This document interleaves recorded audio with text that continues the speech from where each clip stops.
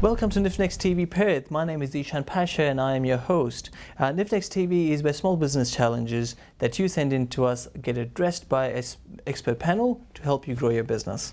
Now the case study we've got that we're going to discuss today is by a cleaning company which focuses on commercial aspect of it.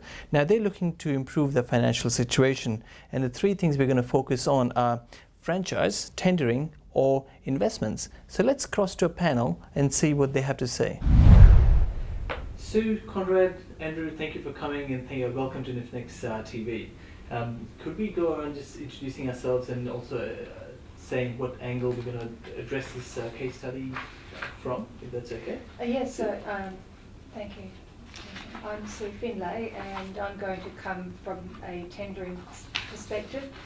My background is both procurement and tendering, so this is a particularly relevant case study for what I do.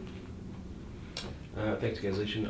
I'm Conrad Francis from Inspired Money, and with respect to this case study, we're looking at the wealth creation and wealth protection part for the owners, and obviously to send them on to a decent retirement. Andrew. I'm Andrew Christopher.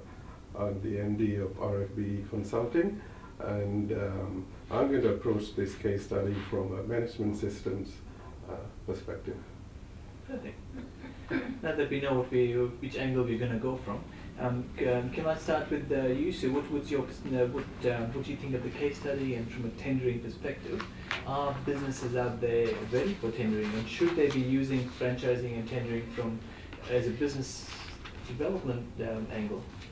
Well, I think any business that relies on contracted jobs in order to for its revenue stream eventually come to the point where they need to start bidding for work, and it is becoming an increasing industry out there where companies are no longer just engaging their mates, but they are putting out competitive requests to tender. So small businesses more and more are going to bump into the procurement cycle if they want to re-win the work that they got in the past from an informal perspective.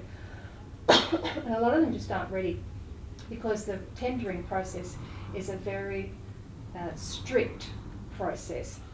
And your case study says here, is this typically for larger, well-established businesses who have systems in place? Well, you don't have to be a large, well-established business to have systems in place, but if you have systems in place, eventually you've built the groundwork and the foundations to become a large, well-established business. And the mistake that a lot of small businesses make is they think they will get the work to grow, they'll punch above their weight, and they haven't spent the time putting the systems in place and the foundations, and they get discouraged because they don't win. They feel like they improvise as they go along, and that's the... Yeah, and they don't know what to do, so they put something in, they put a tender response in that doesn't actually do them justice. So then they get discouraged and decide they're not going to do that again because it is an expensive process. But if they put the systems in place in the first place, they'll find that it's a much easier prospect, and they don't need to be large to win work. That's the key. Yeah. They have to look large and think large, okay, not be large. So on that topic, Andrew, how do you what systems do you need to put in place in that case? I answered that question, Zeeshan, by perhaps sort of clarifying first that the case study has a general theme and a critical dilemma which is typical to many small businesses. Yeah? That are looking to move on from a family-style business and take the next steps to grow the business and profits. So this is in fact a critical watershed point for small businesses. Yeah? And in this case study, the reasons are the expansion of business beyond family, smart pursuit of a growth strategy requires sound overall business strategy, as well as efficient approaches in a range of business dimensions, such as leadership, customers, stakeholders, people, assets, and processes, and so on. Yeah? The other sort of important sort of aspect there is tenders for government, or the majority of private sector contracts are competitive, and today they increasingly require demonstration through mandatory and merit criteria of the tenderer's capability in a lot of these dimensions. Yeah? So to enter the gate and then be in position to compete against other tenderers, they need to demonstrate competence in all these areas. Yeah. In terms of franchises, it is a fundamental of franchises that they're efficient standard systems and processes. Yeah? So before you get into franchises, you need to work on all those things. Yeah? Addressing these imperatives requires the laying of an appropriate foundation. Yeah? Big businesses understand this, and they apply a system called business excellence, which is essentially a system that's tried and tested, operates in 85 countries. In Australia, it's called the Australian Business Excellence Framework, and it guides businesses in a systematic and structured approach to managing and improving their business, as well as applying better practices in areas like tendering and so on. Okay.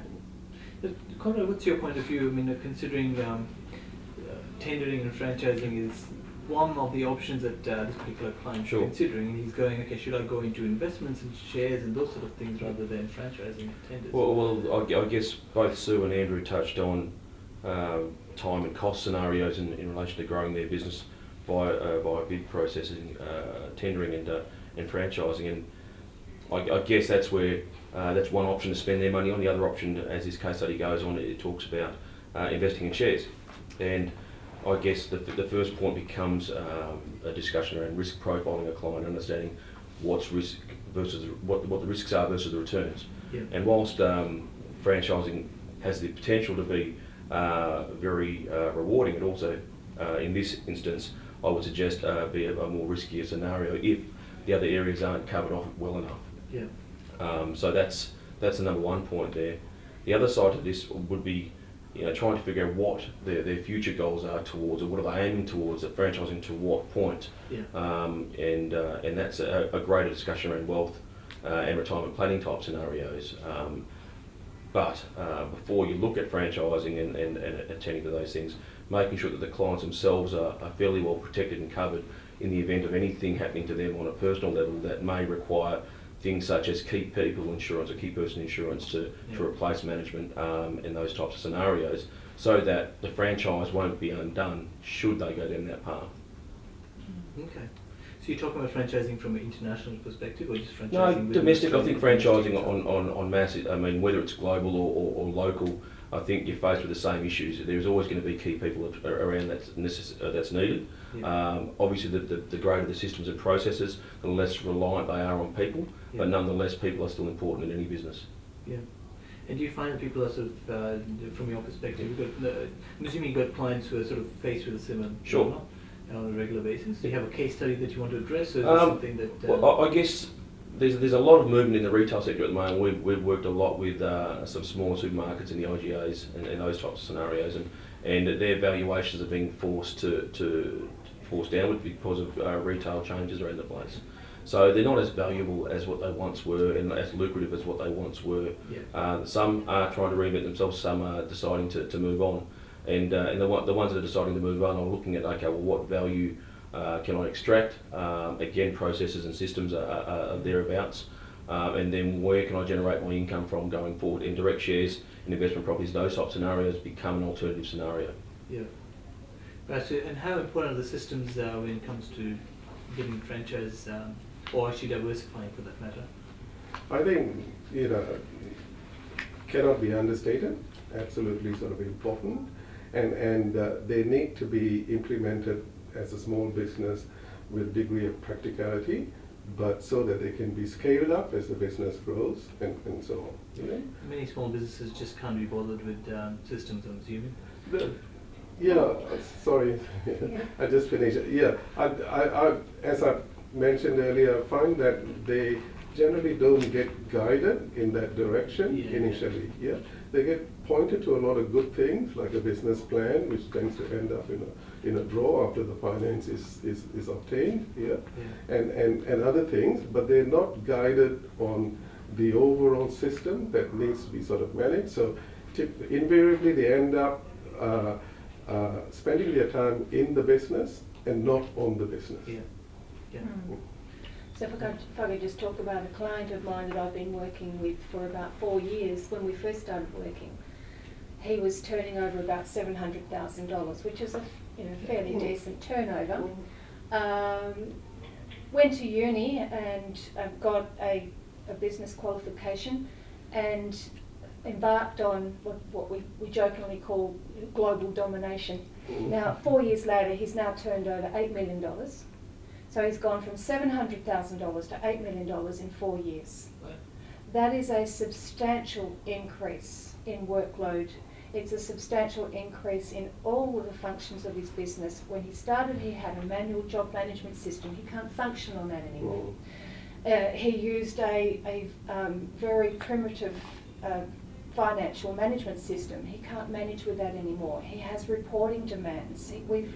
He has something like 23 contracts with local governments, and they all want a different style of reporting and slightly different information. So to stay sustainable and grow that fast, you have to have very solid foundations and good business systems. You need the strategic plan to figure out where you're going. You need the business plan that tells you how you're going to get there and how you're going to manage your recruitment, your staff retention, how you're going to manage all of your staffing and HR issues, how you're going to manage your assets because he uses a lot of vehicles, how you're going to manage your jobs. All of those need to be systemised, otherwise that growth would have sent him broke. Okay. And he grew from 700,000 to 8 million? About 8 million. In 4 years. So did he obviously grow slowly? I mean, did he sort of change? No. Did it double and triple after that? Or? He was growing at 1.5 times every year. Okay, so 150% growth each year. And all through tendering mainly? Yes. Really? By winning more business. But for me to present him in the best possible light, I had to demonstrate he had a quality management system. As Andrew was talking about, I had to demonstrate he had all of the insurances, that he was able to manage the workload, that he had demonstrated experience and competent staff, just training his staff and keeping them up to date with all of the requirements. Yeah. Because a lot of the certificates expire, it's a service-based industry, means that he has to have a permit management or a license management system to make sure that none of his staff's licenses go out of date. And safety is a massive issue. So he needed a safety management system, a safety management plan. He needed all of his staff trained in safety. It's an expensive exercise. So it's not for everyone. So I think anyone can do it. Yeah. But you need to, if you're after that kind of growth, you don't have the growth first. Yeah. And then put the systems in afterwards. You build your foundations first, otherwise the whole thing will collapse. Zeeshan, a point that both Conrad and Sue sort of raised earlier, which is important, I think, is the capacity of small businesses to afford both the guidance and then the ongoing support. But it's not all bad news, and small businesses should be aware that today with technology advancements, innovation, and also the fact that the workplace should not be looked at anymore as the traditional building that it's a global workplace. They can actually leverage and be able to afford much of this support. So Sue talked about a website. I personally have some clients with onshore, offshore, hybrid arrangement around financial management and high quality stuff, because there are good pools of professionally qualified people that you can access. And there is I guess a cultural, social sort of issue to sort of get over, but the fact is if they want to compete with big businesses, then they need to recognize that big businesses leverage the global workplace. They've got offshore service centers, shared service centers, and a range of other sort of means that they always go for the cheapest and most economical sort of source of services. And small business need to get into that mindset. Well, I think as you touched on, so you got to think big. You got to think big before you actually even get to that point. It just doesn't happen Go overnight. to the banks and get a big loan. No. If they lend it to you these days. No, it's a bit hard, isn't it? So, do we have any sort of quick tips for this business owner? Should I do investments, or should I go into franchising? Should I go into do tendering? Do you have any tips to basically just guide him through? Just to wrap it up quickly. I guess from a tendering perspective, if that's the approach you're going to take, be ready first. Put your systems in place. Have a story to tell. And under no circumstances should you go for big business if you don't already have raving fans for clients. It's the clients raving about you that gets you the next job that's bigger than what you've currently got. Yeah. So get all of that in place, get your insurances, get your, start looking at quality management, quality systems, and get some testimonials from your current clients. And then when you've got your little library of collateral, then look at selling that story in a tender.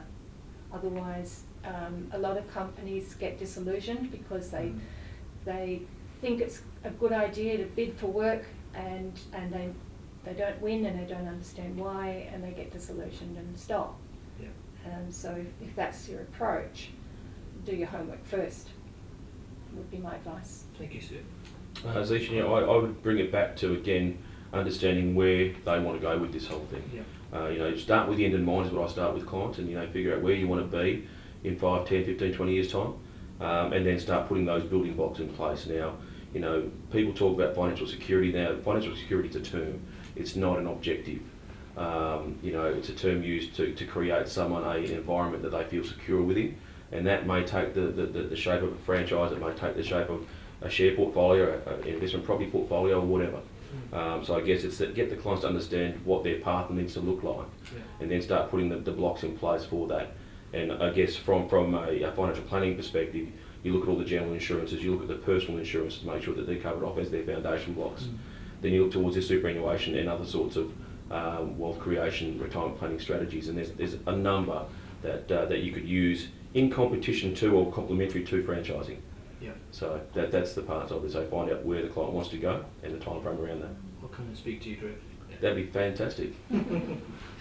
Andrew? Yeah, no, I don't see investment and growing businesses as mutually exclusive, two different things. Yeah, if you've got enough funds not to have to bother about growing a business, then invest smartly. Yeah, but most people are in a situation where they have to run a business and earn money, and as they earn money, invest smartly. Yeah.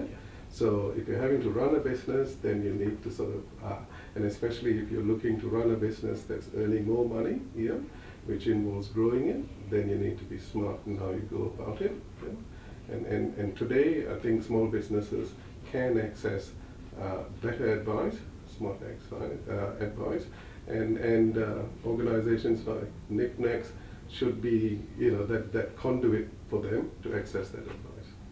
Fabulous. Thank you for the plug. I like that. So any parting words at the moment, just to wrap it up quickly?